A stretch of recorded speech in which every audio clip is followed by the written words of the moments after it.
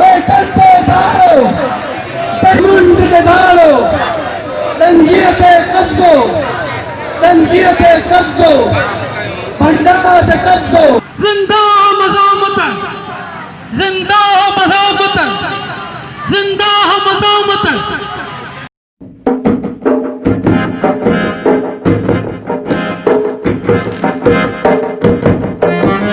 अमां घणियूं कयूं अलोलियूं, अमां सहाणे हिसाब थींदो। अमां घणियूं कयूं अलोलियूं, अमां सहाणे हिसाब थींदो। हिसाब थींदो किताब थींदो, अमां सहाणे हिसाब थींदो। हिसाब थींदो किताब थींदो, अमां सहाणे हिसाब थींदो। अमां घणियूं कयूं अलोलियूं, अमां सहाणे हिसाब थींदो। अमां घणियूं कयूं अलोलियूं, अमां सहाणे हिसाब थींदो।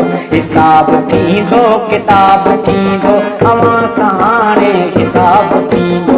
हिसाब थींदो किताब थींदो, अमां सहाणे हिसाब थींदो।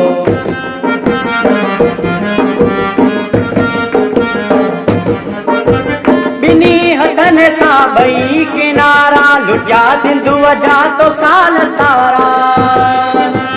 नगर नगर मां लगन पिया नारा, हियूं बुॾारींदा अचनि ओभारा।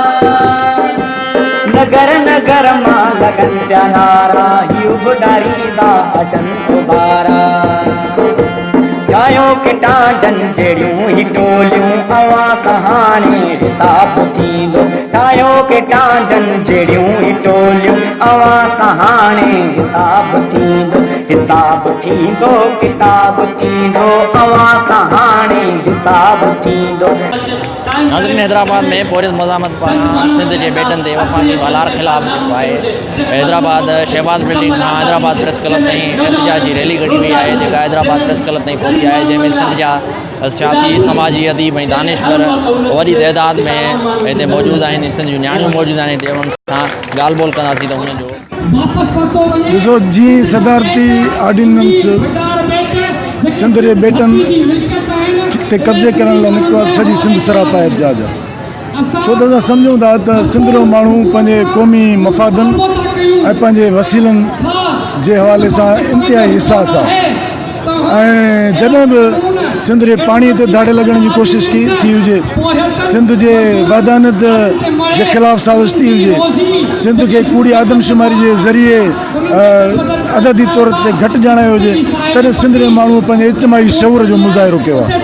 असां सम्झूं था त हीउ जेको सदारती ऑर्डिनेंस सिंध जे सामूंडी बेटन ते कब्ज़े जे ख़िलाफ़ु निकितो आहे, उन में पीपल्स पार्टी बराबरि जी शरीक आहे। पीपल्स पार्टी जो ज़रदारी चाइना जे सफ़ीर सां मिली हुनखे NOC ॾिनी आहे बेटन ते तइमीर लाइ। कल्ह जॾहिं सामूंडी बेटन ते असांजा कॉम्पर्स दोस्त विया आहिनि ऐं माहिगीर विया आहिनि, उते उन्हनि महसूसु कयो आहे त हीअ ऑर्डिनेंस त बाद जी ॻाल्हि आहे, पर हुते गुज़िरियल 1 साल खां ॾाढी तरक़ियाती कम हलंदड़ आहे। त असां सम्झूं था हीअ सिंध जे ख़िलाफ़ु जेकी घण रुखी साज़िश आहे, उन में पीपल्स पार्टी बराबरि जी शरीक आहे। पर सिंध जे क़ौमी कारकुननि, सिंध जे शऊर ऐं सिंध जे माण्हुनि पंहिंजे हमेशह जॾहिं बि उन्हनि ते हुननि जे वसीलनि जे ख़िलाफ़ु लुटमार जी ॻाल्हि थी आहे, जॾहिं बि हुननि जे वहदत जे ख़िलाफ़ु ॻाल्हि थी आहे, तॾहिं हमेशह सिंध जे माण्हुनि इज्तिमाही शऊर जो मुज़ाहिरो कयो आहे। असां सभिनी जो हिकिड़ो ई मौक़िफ़ आहे त सिंध जा ॿेट सिंध जी मिल्कियत आहिनि, उन्हनि खे विकिरो करण जो अख़्तियार न सिंध हुकूमत जो आहे, न सिंध काबीना जो आहे, ऐं न उन ते नाजाइज़ ऑर्डिनेंस ज़रिए कब्ज़े जो अख़्तियार मर्कज़ जो आहे। असांजो हिकिड़ो ई मुतालबो आहे त इहे ॿेट वापसि कयो, फीडा जी अथॉरिटी खे एबॉलिश कयो, ऑर्डिनेंस खे वापसि वठो, ऐं सिंध हुकूमत जो फर्ज़ आहे त उहा हिन मामले में सिंध जा ॿेट वापसि कराए ॾिसनि। समुंड समेत दरिया, ॿेट ऐं शहर, ॻोठ, वाण, वस्ती, मिटी, दज़ जा वारस असीं सिंधी आहियूं। ही जेकी बि सिंध आहे उन जा मालिक असीं सिंधी आहियूं। पोइ ही जेकी वफ़ाक़ जे नाले में जेको सिंध ते कब्ज़ो थिए थो इन जी बि असीं मज़म्मत था कयूं ऐं न रुगो मज़म्मत था कयूं पर वफ़ाक़ खे ललकारींदे समूरी सियासी जदोजहद जो जीअं सिंध कौमी महाज़ हिसो आहे 25 अक्टूबर ते बबल लोई वटि जेका सो तारीख़ी धरनोणी जेका सो इहो मैसेज ॾिनो वेंदो, इहो पैगाम ॾिनो वेंदो त सिंध जे जेका सो इंच इंच जा वारस असीं सिंधी आहियूं ऐं सिंध जे कंहिं बि क़िस्म जी वलार क़बूल न आहे। न रुगो बेटनि ते कब्ज़ो पर सिंध जे शहरनि ते कब्ज़ो, सिंध जे नौकरनि ते कब्ज़ो, सिंध जे वसीलनि ते कब्ज़ो, सिंध जे वापार ते कब्ज़ो। इन समूरे कब्ज़े ख़िलाफ़ जीअं सिंध कौमी महाज़ जदोजहद जो आगाज़ करे पई 25 अक्टूबर ते धरणो हणी अॼु हैदराबाद में पाण शरीक आहियूं। इन एहतजाज में बि इहा ई घुर कंदासीं त असीं हिन वतन जा हिन तारीख़ी सिंध वतन जा वारस ऐं मालिक आहियूं। तंहिं करे सिंध जी जाग्राफी जे हवाले सां सिंध जे बेटनि ऐं सिंध जे जेका कब्ज़े जे हवाले सां कंहिं बि सूरत में असीं ख़ामोश नथा वेही सघूं। सॼी सिंध जो ही हिकु जवाबु आहे वफ़ाक़ खे। सॼी सिंध जी हिकु डिमांड आहे त जेका ऑर्डिनेंस ॾिननि उनखे ख़तमु कयो वञे ऐं उहा पीपल्स पार्टी खां पिण ई असांजी डिमांड आहे जेका जी सहूलियतकार बणियल आहे। ऐं असीं चाहियूं था त ही ॿेट जेके बि आहिनि उहे सिंध ऐं सिंधी अवाम जी मिल्कियत आहिनि ऐं उहे मिल्कियत उन्हनि जे ई था क़यामु करनि। हाणे ही जेके ऑर्डिनेंस ॾिननि इन जो मतिलबु आहे त वफ़ाक़ जेका आहे उहा हिकु भेरो ॿीहर पाणी वांगुरु असांजे ॿेटनि ते बि धारो हणी रही आहे ऐं उन में अवाम सिंधी अवाम जेका आहे उहा हाणे शऊर रखे थी ऐं अवाम चाहे थी त असांजे जेके बि मिल्कियत आहिनि उहे असांजे ई हथनि में हुजनि, असां ई उन जा वारिस आहियूं ऐं असां ई उहा उन्हनि खां डिमांड करे रहिया आहियूं पीपल्स पार्टी हुजे वफ़ाक़ हुजे त उन ऑर्डिनेंस खे ख़तमु कयो वञे। ॿेट सिंध जी मिल्कियत आहे। सिंधी तारीख़ी वसीलनि जी घुरलुट जेका कई वई आहे वफ़ाक़ सिंध हुकूमत सां गॾिजी उनखे असीं नामंज़ूर कयूं था। उहा सिंध जे माण्हुनि खे क़बूल न आहे या असीं कंहिं बि सूरत में इहा शइ असीं क़बूल न कंदासीं ऐं असां इहो ॿुधाइणु चाहियूं था त कुझु बि थी पवे छा बि थी पवे कहिड़ा ऑर्डिनेंस आंदा वञनि सिंध जा माण्हू इन हरकत खे इन ही गास्पाना कब्ज़ो आहे, हिकिड़ी मुकमल बदमाशी आहे, दहशतगर्दी आहे, सियासी दहशतगर्दी आहे ऐं असांखे इहा कब्ज़ागिरी हाणे बर्दाश्त न कंदासीं। हाणे उहा पुराणी सिंध न आहे, हाणे हीअ ॿी सिंध आहे ऐं हिननि खे सम्झणु खपे, हिननि जे दिमाग़ मां हिननि इहो कान कढी छॾणु खपे त सिंध पुराणी आहे ऐं सभु कुझु हिननि खे फबी वेंदो, हिननि खे कोन फबंदो हाणे कुझु। मेरा नाम शकीला खान है, मैं home base women worker federation से हूँ और आज जो हम अवामी आवाज़ के साथ या सबके साथ हम जमा होकर यहाँ बैठे हैं इससे इस बात का मुजाहरा कर रहे हैं, यकजहती का इज़हारा कर रहे हैं कि जो वफाक हमारी सिंध के साथ ज़्यादतियाँ कर रहे हैं और ज़बरदस्ती कब्ज़ा कर रहे हैं उसके ख़िलाफ़ हम यहाँ बैठे हुए हैं ताकि जो सिंध का हक़ है वो सिंध को मिलना चाहिए। आइनी तौर पर भी आइन में भी सिंध का हक़ है ये, लेकिन जो रातों रात ये बैठ के जो प्लानिंग करते हैं और रातों रात है ना तरमीम में चेंजिंग आ जाती है, ये नहीं चलेगी। सिंध का मज़दूर जाग चुका है और सिंध अपना हक़ लेना जानती है। यकीनन हे ॿिन्ही जी PTI ऐं पीपल्स पार्टी जी ॿिन्ही जी मिली भगत आहे ऐं हूअ हिते सिंध सरकार हलाए थी ऐं उन जे रज़ामंदी खां सवाइ हीउ कमु हरगिज़ नथो थी सघे। उन जे करे वफ़ाक़ सां गॾु पीपल्स पार्टी बि बराबरि शरीक आहे ऐं उन सां गॾु आहे। वफ़ाक़ खे हिन ॻाल्हि जी ख़बर हुअणु घुरिजे त कंहिं बि इलाइक़े में उते जी सभ खां पहिरीं ज़मीन हुजे चाहे उते जा ज़रिया हुजनि उते सभिनि खां पहिरीं उते जे माण्हुनि जो हक़ हूंदो आहे।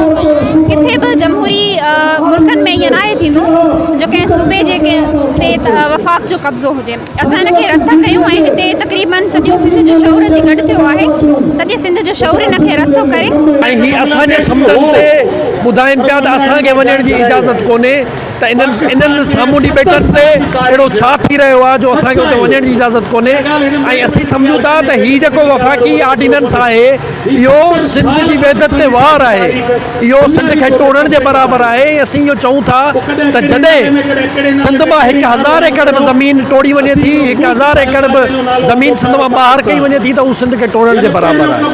त असां सिंध जे हर परत ऐं हर ओड़े ताईं इहा सुजागी मुहिम हलाइण जो अज़म कयो आहे त असां दर दर इहा ॻाल्हि पहुचाईंदासीं ऐं सिंधी माण्हू इन ते मज़ाहिमत कंदा आख़िरी वक़्त ताईं जेसि ताईं इहो अमराणो ऑर्डिनेंस वापसि न वरितो वेंदो ऐं सिंध जी ज़मीनुनि सिंध जे दरियानि सिंध जे समुंडनि तां कब्ज़ो न ख़तमु कयो वेंदो जेसि ताईं हीअ जदोजहद जारी रहंदी। ॿी हिकिड़ी अहम ॻाल्हि जेका असीं इहा करणु चाहियूं था त वफ़ाक़ सां गॾोगॾु सिंध हुकूमत बि एतिरी हिननि जी भाङे भाईवार आहे जेका वफ़ाक़ खां पहिरीं वफ़ाक़ खे NOC ॾेई चुकी हुई बेटनि ते अदावत करण जो, ऐं हाणे असीं सम्झूं था त सिंध हुकूमत बि एतिरो ई मुजरिमाणो अमल कयो आहे जेतिरो वफ़ाक़ कयो आहे। ॾिसो, ऑर्डिनेंस हाणे लागू थियो आहे, NOC जुलाई में थियो हो, पर डिंगी बेट ते कब्ज़े खे साल थी चुको आहे। अॼु ॾींहं ताईं ख़बर न आहे त उते तामीरात केरु थो कराए। कल्ह जिन असांखे रोकियो उहे केरु हुया, उन्हनि खे कहिड़ो अख़्तियार हो? उन्हनि खे अख़्तियार सिंध हुकूमत जे मर्ज़ीअ खां सवाइ त न मिलियो आहे।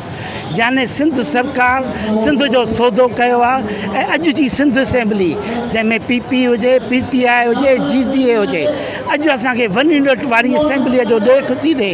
जॾहिं सिंध जो वजूद ख़तमु करे 1 यूनिट में मर्ज कयो वियो, अॼु सिंध जो वजूद वरी ख़तमु थो कयो वञे। ऐं सिंध असेंबलीअ सॼी हुकुमरान धुर ऐं मुख़ालिफ़ धुर ॿिन्ही मुजरमाणी ख़ामोशी अख़्तियार कई आहे। माना हू इन गद्दारीअ में सभु जा सभु मुर्तकिब आहिनि, शामिल आहिनि, शहरी के जुर्म में। धरती धणी कॾहिं बि इजाज़त न ॾींदा त ही ॿेट असांखां खसिया वञनि, असांजी क़ौमी मिल्कियत, असांजी सिंधी मिल्कियत असांखां खसी वञे ऐं उते कब्ज़ा करे जॾहिं धरती धणी उते अचनि त उन्हनि ते बंदूकूं ताणियूं वञनि, उन्हनि ते फायरिंग कई वञे ऐं उन्हनि ते खे धमकियूं ॾिनियूं वञनि त तव्हां न अचो। असां इहा शइ कॾहिं बि बर्दाश्त न कंदासीं। छो त हीअ हला था सम्झूं असां सिंध ते कब्ज़ो था सम्झूं। ऐं कई तुरखान, अरगून, ईरानी, बर्मी, कई धारियूं कुवतूं आयूं, उन्हनि खे ही सिंधी क़ौम गॾिजी करे पंहिंजी क़ौमी गैरत, पंहिंजी ताक़त ऐं मज़हब सां शिकस्त ॾिनी आहे। ऐं अॼु बि असां इहो वचन था कयूं, ही सॼी माण्हुनि जो जेको रैली समुंड अॼु इहो मुतालबो थो करे ऐं वचन थो करे, महिरबानी करे इज़त सां ही बेटनि तां तव्हां हलिया वञो, इहो कब्ज़ो ख़तमु कयो। जे तव्हां कब्ज़ो न ख़तमु कंदो त ही सिंधी क़ौम, सिंधी जी न्याणी भाउ शागिर्द हर लिहाज़ ते हर जॻह तां तव्हां वेड़ कंदो ऐं शिकस्त ऐं ज़िल्लत तव्हांजो मुक़दर बणिजी वेंदी।